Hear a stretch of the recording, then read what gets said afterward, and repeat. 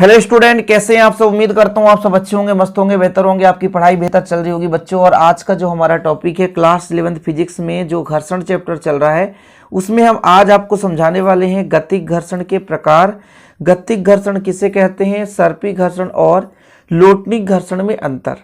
इतना चीज यहाँ पर समझेंगे। साथ में देखेंगे कि कोई वस्तु यदि सीमांत संतुलन की स्थिति में है तो उस पर कितने बल कार्य करते हैं।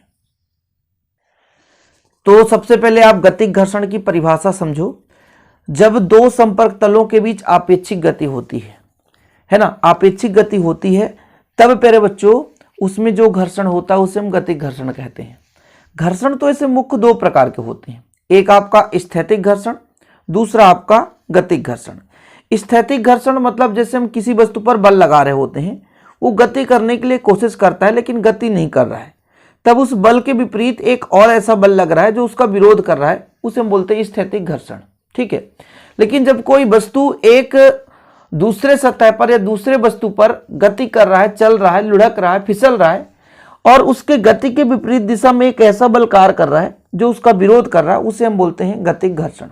घर्षण भी एक प्रकार का बल है बच्चों, समझ रहे हैं ना। जैसे यहां पर मैं एक स्केच के माध्यम से आपको समझाना चाहता हूं। यहां पर मैं एक स्केच को धक्का दूंगा, देखना, तो देखो ये गति कर रहा है और गति करेगा तो आगे की ओर जाएगा, तो कहीं ना कहीं इसमें एक घर्षण बल लग गया जिसके कारण ये रुक गया।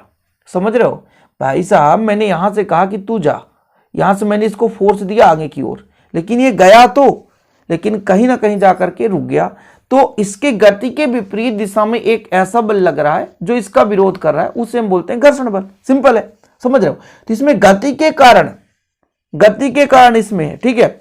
लेकिन वहीं पे मैं एक यदि एग्जांपल ऐसा कहूं कि भाई साहब ये मैं बड़ा सा मोबाइल रख देता हूं, ये लो, ये मोबाइल मैंने रख दिया, अब मैं इसको बल लगा रहा हूं थोड़ा सा, लेकिन इसके स्थिति में परिवर्तन नहीं हो रहा है ना, क्योंकि यहां पर एक स्थैतिक घर्षण लग रहा है, क्या स्थित है, और मेरे बल के विपरीत में एक, जैसे मैं बल इधर लगा रहा हूं तो घर्षण इसके विपरीत लग रहा है ना। घर्षण की दिशा इधर से इधर है, मैं बल इधर लगा रहा हूं तो घर्षण इसका डायरेक्शन विपरीत में है।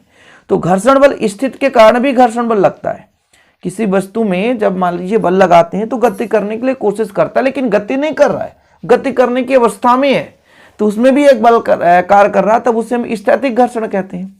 लेकिन जब दो तलों के बीच वस्तुओं में अपेक्षिक गति होती है, जैसे हमारे पास ये देख सकते हैं पेज है, समझ रहे ना, कागज है, और ये हमारा स्केच है, तो इस पर मेरे बच्चों गति कराएंगे। हाँ देखो, कहीं तक गति किया लेकिन घर्षण कारण वापस आ गया, फिर गति कराएंगे, फिर से वापस आ जाएगा, ठीक है, फिर गति कराएंगे, फिर ये रुक गया, कहीं ना कहीं जाता है और रुक जाता है, तो इसके विपरीत में एक बल कार्य करता है जिसे गतिक घर्षण कहते हैं।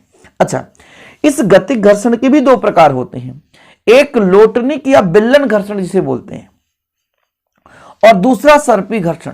सर्पी और बिल्लन में दोनों में डिफरेंस है। देखो बहुत ही सिंपल है यदि आप लॉजिक समझो। जैसे बच्चों ये मेरे पास एक आपको दिख रहा होगा एक पेन का कवर है, इसको मैं खींचूं यदि, तो ये जो है सर्पी घर्षण है। कौन सा घर्षण है? सर्पी घर्षण है। कौन सा घर्षण बच्चों? सर्पी घर्षण। चलो भैया फिर से दिखा रहा हूं, ये मेरा सर्पी घर्षण है, देख सकते हो, क्योंकि केवल एक ही इसका जो पृष्ठ है वो जमीन से फिसलती हुई है ना नीचे आगे आ रही है। जमीन तो नहीं है, ये कागज है, तो कागज लेकर चलो। जमीन भाई जब हम जमीन पर फिसलाएंगे तो जमीन पर फिसलेगा, इसके कागज के नीचे जमीन है, तो देखो फिसल रहा है ना, तो ये सर्पी घर्षण है, ये फिसल रहा है। हम इस पेन के कवर को आगे की ओर ला रहे हैं, इसके विपरीत में घर्षण बल लग रहा होगा जिसे हम सर्पी घर्षण कहेंगे। कौन सा घर्षण? सर्पी घर्षण।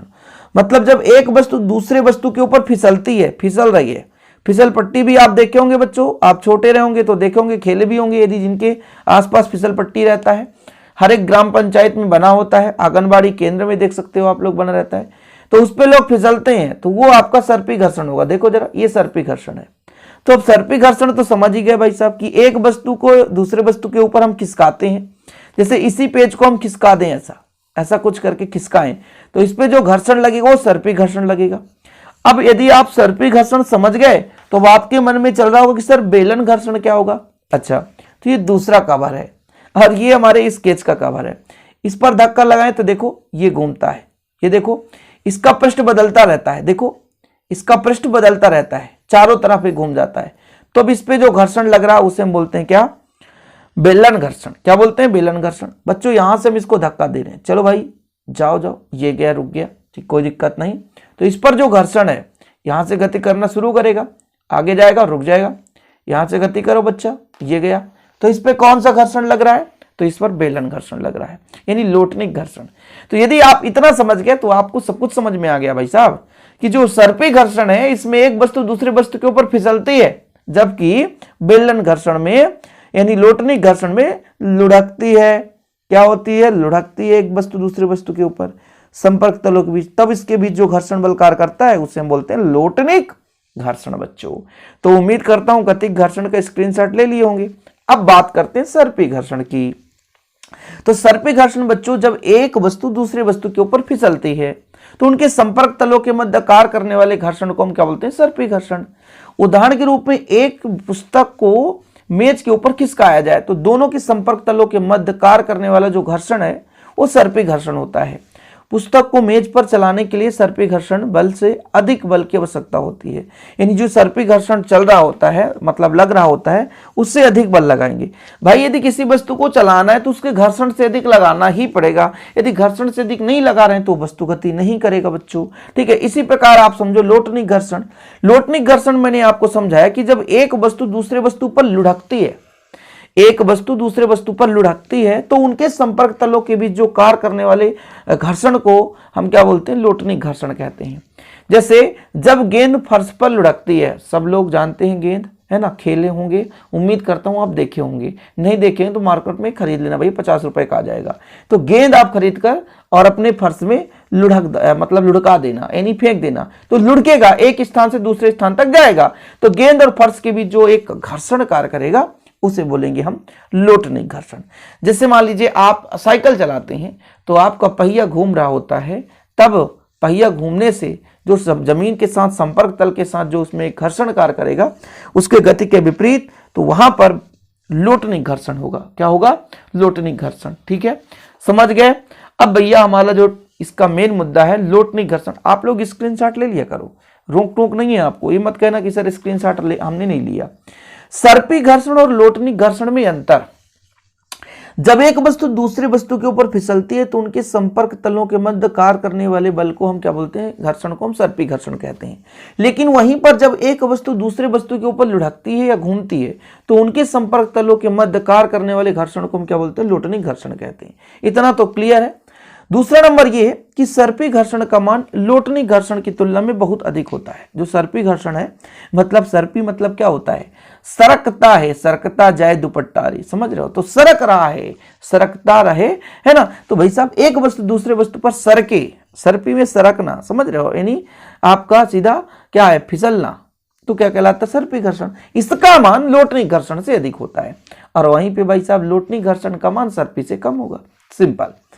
इस घर्षण में फिसलने वाली वस्तु का वही भाग सदैव दूसरी वस्तु के संपर्क में रहती है, मतलब बदलती नहीं है। मैंने आपको ये चीज बताया था। इसको मैं धक्का दूंगा, देखो इसका भाग बदलेगा नहीं, इसका भाग बदलेगा नहीं, या इसको इधर ले जाऊंगा मैं इस पेन के कवर को, तो इसका भाग बदलेगा नहीं। लेकिन अभी ये जो मैं स्केच लिया हूं इसको मैं लुढ़काऊं, इसका भाग बदलता रहता है। देखो इस घर्षण में लुढ़कने वाली वस्तु की भिन्न भिन्न भाग दूसरी वस्तु के संपर्क में आते रहते हैं। तो भाई साहब जो हमारा बेलन घर्षण है या लोटनिक घर्षण है, इसमें बदलता रहता है कौन सा भाग, लुढ़कने वाली वस्तु के पूरे जितने भी भिन्न भिन्न भाग हैं वो दूसरे वस्तु के संपर्क में आते रहते हैं, बदलते रहते हैं। तो ये हमारा डिफरेंस हो गया। स्क्रीनशॉट लेना पड़ेगा आपको, तो लो भैया स्क्रीनशॉट ले लो, रोक टोक नहीं है बच्चों। अब इस लेक्चर में हम एक चीज और आपको समझाने वाले हैं कि जब कोई वस्तु सीमांत संतुलन की स्थिति पे रखी हो, चलो यहां पे देखना, जब कोई वस्तु सीमांत संतुलन की स्थिति में रखी हो, जैसे यहां पर एक वस्तु हमारे पास ए है, एक वस्तु हमारे पास ए है, तो ये सीमांत संतुलन की स्थिति पे रखी हुई है, तब इस पे 4 बल कार्य करेंगे। मतलब एक बल जो हम लगाएंगे ये बल लगेगा और इसके विपरीत में घर्षण बल लगता है। जिधर हम बल लगा रहे हैं वो तो मेन बल हो गया, लेकिन प्यारे बच्चों उसके विपरीत में एक घर्षण बल लग रहा है, ठीक है। तो एक ही 2 बल हो गए। एक जो होता है वस्तु का भार mg ऊर्ध्वाधर नीचे की ओर, यानी भाई पृथ्वी का भी कोई ना कोई आकर्षण बल होगा, गुरुत्वीय त्वरण जिसे बोलते हैं mg, द्रव्यमान गुणे वेग, तो वो पृथ्वी का एक मतलब आकर्षण होता है, यानी वस्तु का भार होगा वही पृथ्वी का आकर्षण होगा, यानी जो पृथ्वी का आकर्षण वस्तु के भार के बराबर होगा। सिंपल है, भार बराबर होता है द्रव्यमान गुणे वेग mg, ठीक है, तो वो ऊर्ध्वाधर नीचे की ओर। और चौथा जो बल है अभिलंब प्रतिक्रिया R, ऊर्ध्वाधर ऊपर की ओर, ठीक है। तो 4 बल, एक हमारा W बाहर नीचे mg से बोलते हैं, एक अभिलंब प्रतिक्रिया R, एक फिर बच्चों बाह्य बल जो हम दाईं ओर लगाएंगे, जिधर भी लगाएंगे, और जो अब हम सीमांत घर्षण बल जो हम देखेंगे कि वस्तु पर लग रहा है, वो जो बल है उसके विपरीत दिशा में लग रहा है, संपर्क तलों के मध्य लग रहा है, ठीक है। चीजें क्लियर है? तो ये चीज आप लिख सकते हो कि सीमांत संतुलन की स्थिति में वस्तु पर 4 बल कार्य करते हैं। वो कौन कौन से बल हैं बच्चों? तो यहां से आप स्क्रीनशॉट ले सकते हो, ठीक है। एक भार ऊर्ध्वाधर नीचे की ओर, और न्यूटन की गति का तृतीय नियम, प्रत्येक क्रिया के बराबर विपरीत प्रतिक्रिया होती है, तो जितना भार नीचे की ओर उतना ही अविलंब प्रतिक्रिया ऊपर की ओर। एक बाह्य बल F, और बाह्य बल F के विपरीत में आपका घर्षण बल हो जाता है। इस प्रकार से आज का टॉपिक कंप्लीट। गतिक घर्षण क्या ये समझा आपने, सर्पिक घर्षण और गतिक घर्षण की परिभाषा, साथ में इसका अंतर। इसके बाद बच्चों हम आगे पढ़ेंगे घर्षण गुणांक और घर्षण के नियम। उम्मीद करता हूं आज का लेक्चर पसंद आएगा, पसंद आए तो लाइक करके शेयर करें। जय हिंद, वंदे मातरम।